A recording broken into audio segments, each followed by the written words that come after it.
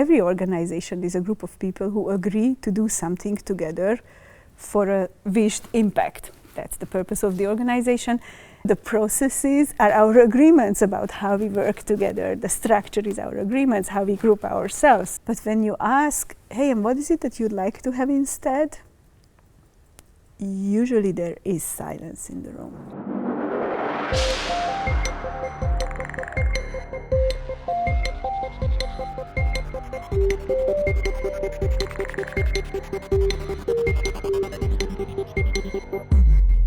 Elvira. Thank you. And also with me is Seb Finley, Hey. who's helping out with this, and both of us are really excited to talk to Elvira. I think I'm representing some of the EODF community and just being interested in what you're saying. So. Wonderful, but I also would like to think I'm also representing the EODF community. Yeah, cool. Brilliant. Well, let's go back. Let's rewind a few years and tell us about what got you into org design. Where did the idea of working in this space start from, and what prompted you to follow this path? That's a very nice story, actually. And if you heard Paul with his message to me about the award, what he was referring to once upon a time, about 15 years ago, we met for a coffee because I was doing organization development. That was my profession. I was actually chairing the Hungarian Organization Development Association, and we organized a massive conference in OD in 2010, which Paul missed. But he moved to Vienna, and he started searching in Europe for people who are doing org design, and he thought maybe while he's in Budapest, he can meet with someone and figure out that if maybe in our OD community there are some people who are doing organization design. So I was coming back from a workshop that day, and at the end of the day I said, okay, we can meet at the Basilica, let's have a coffee. Here's this American who moved to Vienna, interesting guy. And the more we were talking about organization design, because of course I wanted to know, so what do you mean by it? What is org design? And this question, what is the difference between org development and org design? It's still hanging around in the air, but it's a wrong question, but we maybe come back to that later. And the more he was talking about org design, the more I was telling him, but what you are talking about is something what I'm doing constantly with my clients. I was at the time working mainly with medium-sized companies here in Hungary, and with a medium-sized company, when you start doing OD work, you do have to touch the strategy, you do have to touch the processes, the structure. So not just the behavioral part of OD, which is OD pretty much dealing with here, but really the harder stuff as well. And it was just part of it.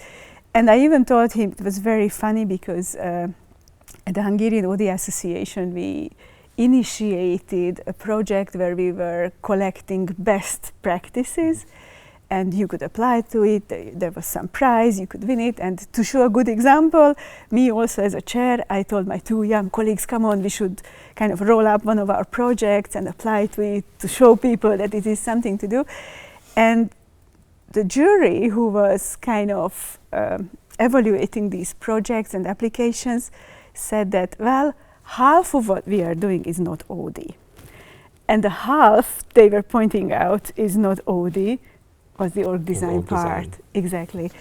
And for me, that was a very important moment to understand that I'm probably not the only one who is doing org design, but in contrary to the UK, for example, or America, where organization design is an established profession and you talk about it and you have the words for it and you know the principles of it, here we're doing it without knowing much about it. And for me, that was something where my interest really sparked, that my clients are not interested in which professional background I'm bringing in my knowledge from. The interest is that when they want to develop their organizations, I am there with all the tools that they need, and they don't care if it's org design or org development, or like we just heard today, or service design.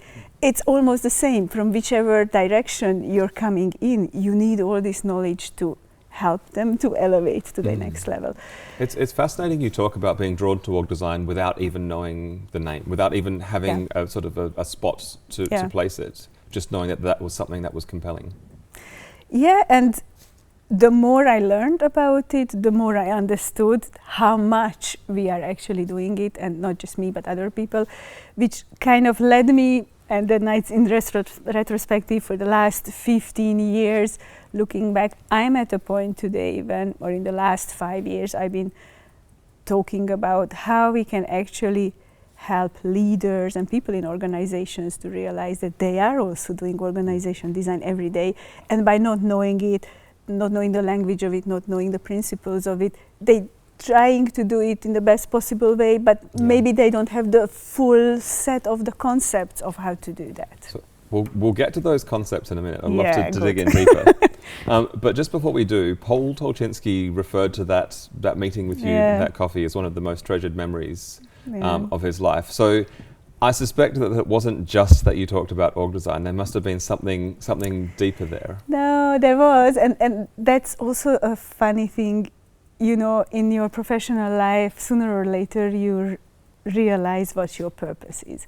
And I often tell people that, well, to figure out what your purpose is, you don't have to kind of sit down and think about it. Just look back into your life and see what are the things you cannot not do. Yeah. And for me, it was always building a community. So from very early in my childhood, where I'm coming from, I was an active member of bringing our community together. I was still a teenager with the Hungarian Organization Development Association. There was an association, but at the time, while I was chairing it, we did manage to actually double the size of it and finally bring young, interested people into it, and not just the old ones who originally established the organization. And in lots of other areas of my life. So I think that's what probably Paul saw as an asset, and I just could not do it. So the conversation went into, okay, so if here I am doing this, not knowing, let's look around Europe, who else does it? And he very elegantly just invited me to the next EODF conference in Vevey, Nestlé headquarters. And I very naively just went to learn more about org design and meet the community. And at the time it was a lot smaller community, of course, and kind of half of the conference people came from Nestlé, which was also mind-blowing that there are organizations where there are 30 people doing org design, and here we are, and we don't even have a name for it. So really unbelievable. That's where I met with Holacracy the first time also. Bernard Marie brought it over like the new operating model that can save the world. And since we know, I mean, it evolved a lot since, but yeah. So yeah, being part of the community, connecting with people, and then also, then he said, you know, there is this board meeting, we're going to try to create an organization out of these enthusiasts. And I said, yeah, I can come. I mean, I was leading an 18-year-old professional membership organization. So yeah, I can come, maybe I can tell you a few of the mistakes that we did in Hungary so that we don't repeat them. Or you don't repeat them with your community. I was still kind of thinking it's, his community. Nothing to do with you, just, No, and we've been sitting there for 2 days and talking about a lot of things, and then we started thinking about roles, and we decided that there will be a registered organization and who will be responsible for what. And I was sitting there like, I'm already a chair of a professional organization, so I'm here to support you guys, great stuff. And every role was already delivered. Of course, we agreed that Paul should be the first chair of the organization. And then they started talking about, we need a co-chair who could support Paul. And suddenly I looked up and they were all looking at me. And I was like, what are you talking about, guys?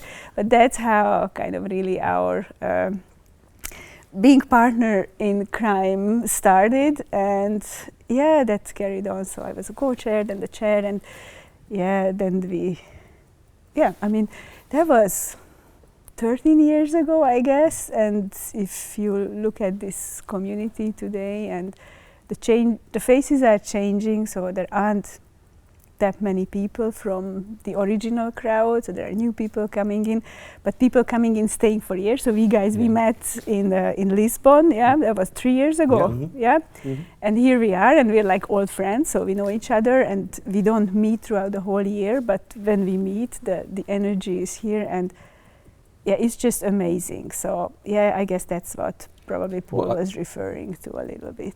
I think that there's an interesting thread there, that many of the sort of the great org designers have this same calling, and this it's almost it can't be separated from the community.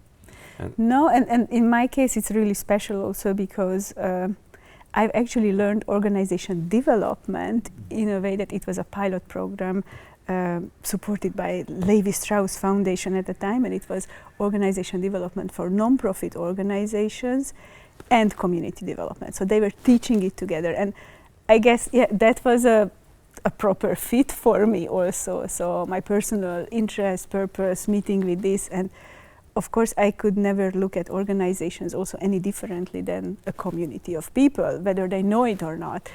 And that comes very much in also in how I work with organization or the approaches I use. You used a phrase yesterday in your talk when you were talking about an organization being a collection of humans. Can you remind me of the wording you used? Oh yes, that's what we tend to forget when we kind of distance ourselves from the people. Every organization is a group of people who agree to do something together for a wished impact. That's the purpose of the organization.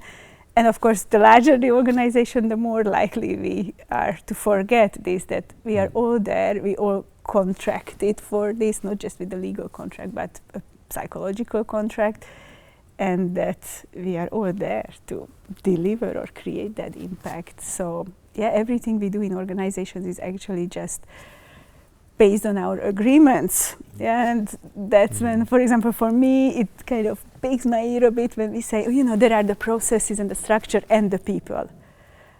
But the processes are our agreements about how we work together. The structure is our agreements, how we group ourselves. So, all of it is agreements in organizations.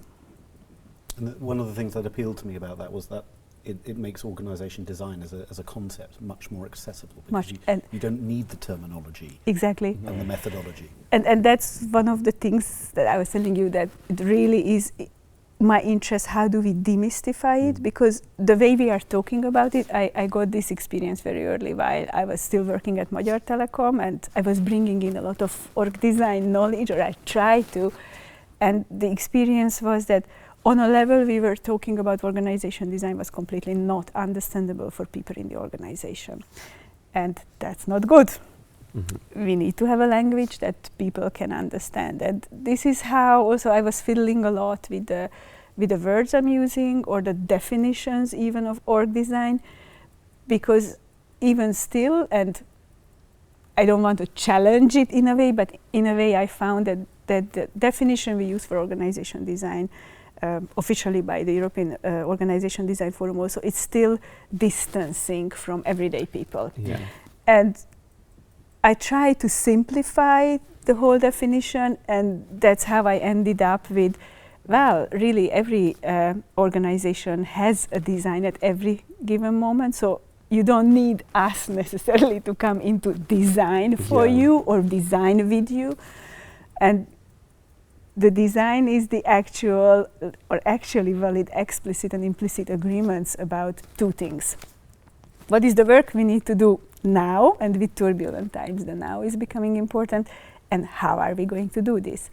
And of course, when we change these agreements, we are all developing the organization, and people are changing these agreements every day, not on a whole company level, but they meet with each other, and if something is not working, like we saw at the Formula 1 presentation, but then we talk about it, that hey, this was really a shitty procurement process, for example, and it lasted too long and nobody was happy, so how can we kind of do this next time differently? So is that really the linchpin to how do you demystify org design, is about talking about it in a way that's much more accessible? One is the way talking about it in a language that it's a lot more accessible, and bringing it to that level that, it's really just agreement. So often I see that even in my courses, I teach an accredited organization design course, and of course we talk about the processes and how do we redefine processes, and you see that half of my students are kind of like, process development is not something I'm really, and then to say that, hey, it's nothing more than just our agreements about the sequence of the work and who's doing what, and and to change it, you don't need to be a process development expert. If you have all the people who are working on the process in a room, so you treat them as a team, they can make new agreements about how they want to have it instead of what is there right now. So one way of it is really the language to demystify or bring it down to the level that, hey, it's just agreements actually. And to change an agreement, you just need the parties there who need to make the agreement. And maybe the another part is the solution-focused approach I'd like to mention, because pretty much parallel, when I met with Paul, I also met at the same time with the solution-focused approach that's coming from coaching and actually family therapy and therapy. But how it approaches change is completely different from the traditional, we have to understand the problem and the root cause of the problem in order to fix the problem. And how it operates is actually, sometimes we don't even need to know what created the problem, because it's enough to sense the tension, which also means you don't need a burning platform, just a little tension is enough. Yeah. And we can talk about what would we like to have instead. And the instead is never only the solution for the problem, but it's always more. So I've been using this approach now for 15 years, and it works with individuals, with teams, and even large organizations or giant ecosystems. When you have the right people in the room and you talk about how would it look like when we are on the next level, when we don't have these problems, don't have these tensions. Yeah. What would our clients notice, or how would they notice that our company elevated its services, for example? What would the people in the organization notice? What would we notice? So we're actually hooking ourselves into the future. And this is what the solution-focused approach calls the preferred future. There are uncountable number of possible future scenarios, but we agree in one.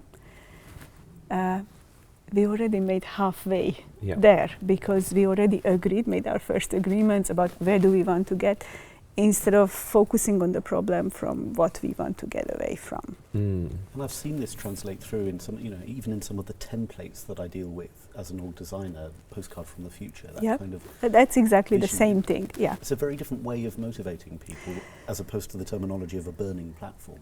Absolutely, and the other thing why I love it is that actually in coaching also it ended up being called more the brief coaching or brief therapy.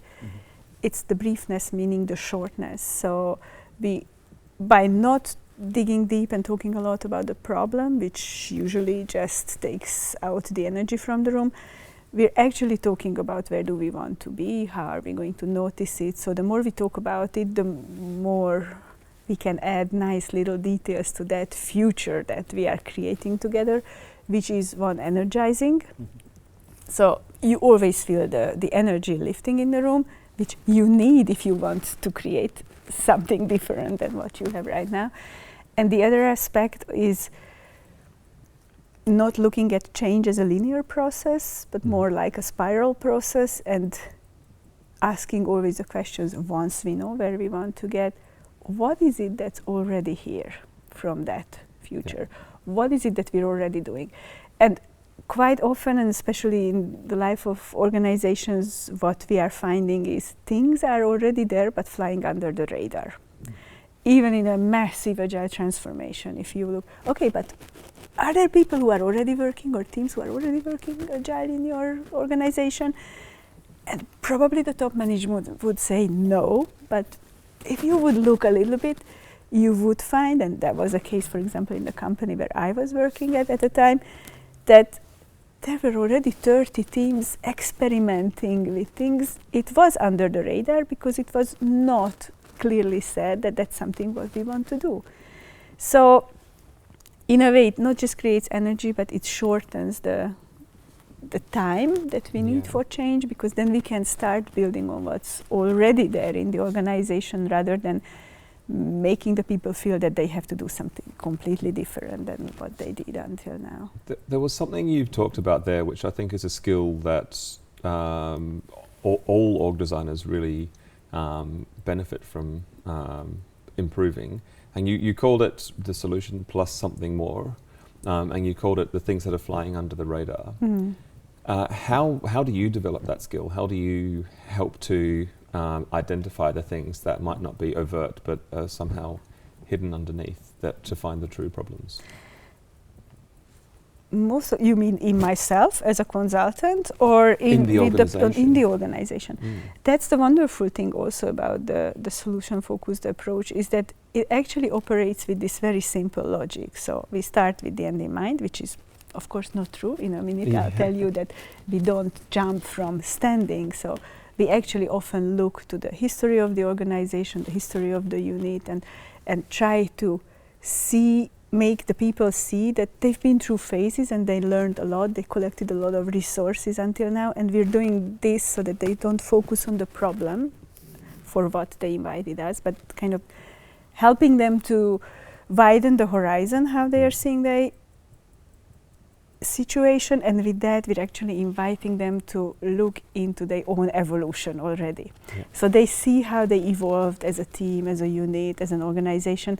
So suddenly the problem that in the beginning seems like, oh my God, we have to fix this, it becomes it's another challenge in our life cycle, and we fixed already how many issues, so we're building confidence with this. And then you say, yeah, great, and then what would be the next step in this evolution, instead of asking what would be the solution for your problem. So with that, we already invited them into looking there. And then once we know where they want to go, then we ask the question, what's already here? So positive deviance, actually, we're digging into that, trying to find patterns, things. Again, we're building confidence. And with that, what we create is actually that they say, okay, so what's the next step we need to take to get closer to what we imagined for ourselves? Not jumping there in one step also. Small steps, small steady steps. But we're building confidence, and the logic is super easy. And what I find is that I work once or maybe twice with people, and they get it. Because they see, wow, it's mind-blowing, wow, we already agreed, and like we never agree on anything, and now we agreed on the future, so how is that possible? And it's possible because, of course, every organization has its purpose. So in the case of organizations, the purpose is pulling our intentions into the same direction. And we're talking about the preferred next step, not some far evolution. Nobody wishes for the preferred version of conflict with each other. So they imagine a version where there is no conflict between themselves. So what I see is that people get the hang of it very easily, which means they can ask these questions from themselves also. And you see, we're not even talking about org design here, We're just talking about a very simple sequence. But of course, it's important to know about what topics and what to bring into the conversation and what not to. So it's a lot more than just asking these questions, but with this mindset going through, for example, defining the strategy that we never define from the now, but always from the future. And if you define your strategy from 5 years on, coming backwards, you're also going to have topics that people from the now would never have come up with, but they already start preparing a future that they design together.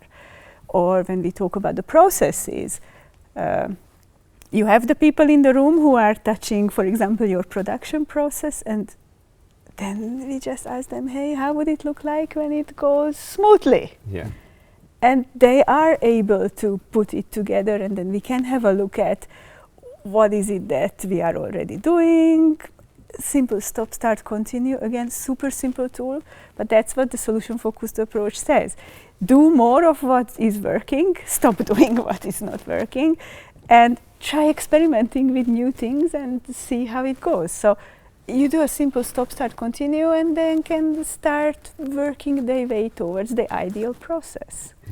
It's fascinating. It's superb, yeah. It's fascinating super hearing easy. you describe it, because you've mentioned demystification, and what you've now described is people just talking about their work and talking about their view on work. And they can talk about that.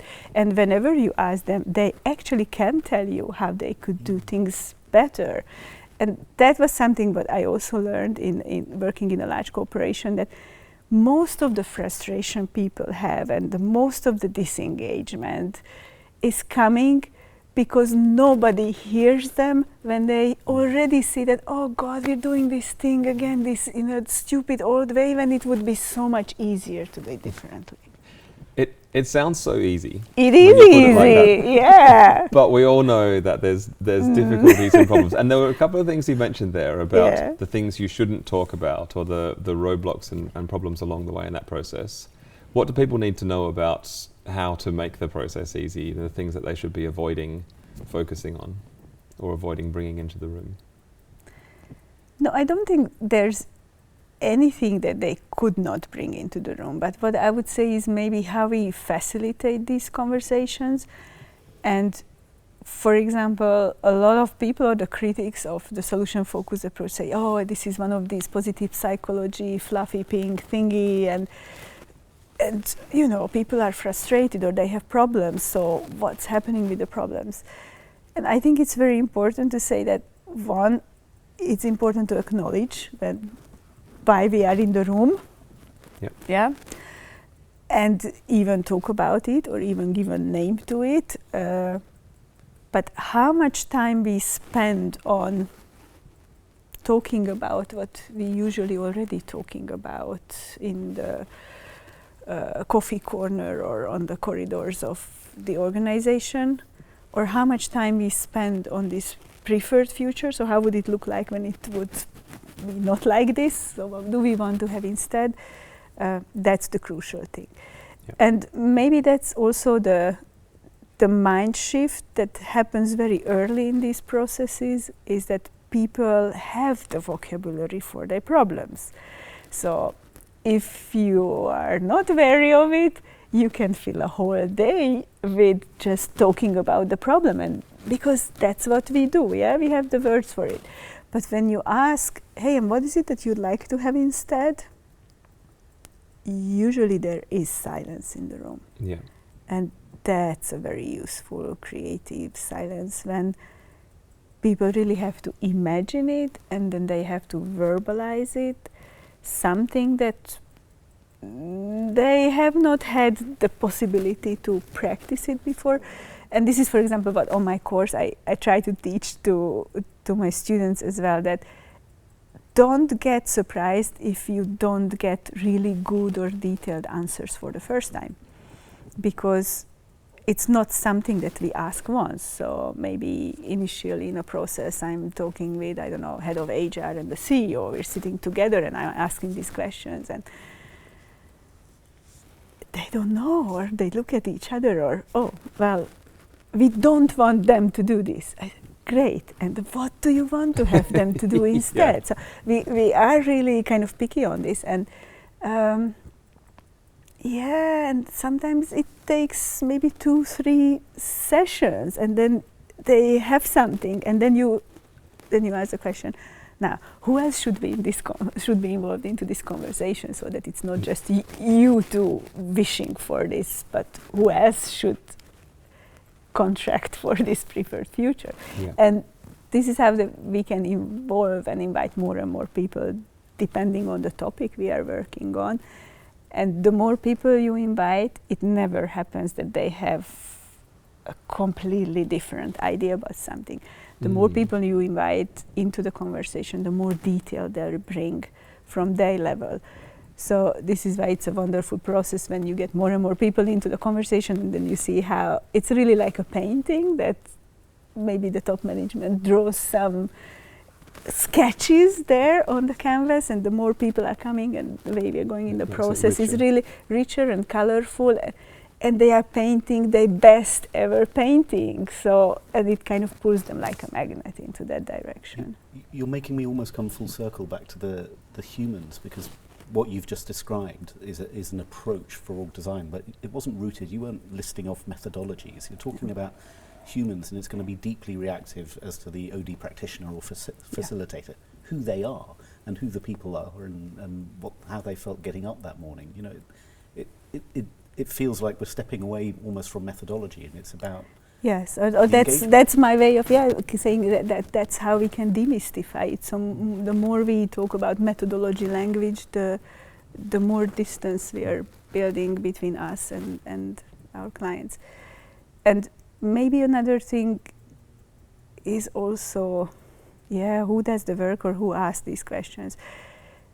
I kind of got to a point with most of my clients currently that I'm actually trying to find who is there in the organization who really wants this thing happen. And I'm prepared to mentor that person so that he or she does the agreements, the conversations in the organization. So in a way learns on the job the methodology, but not methodology terms, but what could be the next steps. We talk about that. And with that, I'm actually enabling someone in the system to facilitate the process, which is even more taking out this mysterious, org designers are coming in to do the work. And these people do fabulous work and they learn org design, and then usually they want to learn even more about it, which is fantastic, so that they can further evolve or develop not just themselves but the organizations they are working in also. Fantastic. Well, Elvira, that brings us to the end of our time today. Yeah, you see, I can talk a lot about this. It's such an inspiring story, and I think that demystifying and democratizing org design to make it something that's really part of every organization is changing the world. And you're definitely a worthy recipient of the Paul Tolchinsky Award, which is really pleased to see you winning that today. If people are interested to learn more or find out about what you've been talking about, what are the best resources for them to get in touch or to look out for? So I'm very happy to connect on LinkedIn. I'm hanging out a lot there. I actually wrote a book that turned out to be 2 books about this methodology, which really has all the tools and case examples, even agendas, from all the way to how to use the solution-focused approach in organizations, really from contracting with the individual, joining the organization, through developing people, to team-level design. But in the team level, I don't mean functional teams, but more value-creating teams. And then going in the second book, we separated the knowledge and the tools for people who are like us, and I think it's also a special breed of people who like complexity and don't just want to solve things on the detailed design level, but really go through the steps of the solution-focused org design approach. And there are also canvases and stories and exercises you can start experimenting with. So in a way, it's called Go Beyond, the Solution-Focused Pocket Mentor for Work Evolutionists. So anybody who would like to have a mentor in their pocket, they can have the book. And besides these, I'm teaching certified or accredited organization design course, which people who want to get certification afterwards, that's also part of the path. That's the Native in Change and the Master in Change course. And you will talk about methodology in that one? Yes, but also in a way to how to demystify it. Yeah. And where is the book? Where does someone find the book? Now, the funny thing about the book is available on Amazon, Books on Demand also, I publish there. Within the EU, you can easily order the wonderful, colorful version of it. I've put a lot of effort with 2 wonderful graphic designers so that it's not a textbook, but it's really colorful, easy pictures, light. And out of the EU, we had to publish a black and white version of it because the publishing house had only contracts with printing houses who are printing black and white. So here's our adaptability also tested. So out of the EU, you can actually order the black and white version of it. So book 1 is already available in black and white, and book 2, after the conference, I have to go back and do the... And the perfect excuse to come and visit Hungary as well. Indeed, so there are some books here available also on the conference, so I hope people will kind of put it into their pocket and take it home. Amazing. Well, thank you so much for today, Elvira. It's been really fantastic chatting with you. Thank you very Thank much you. for the opportunity.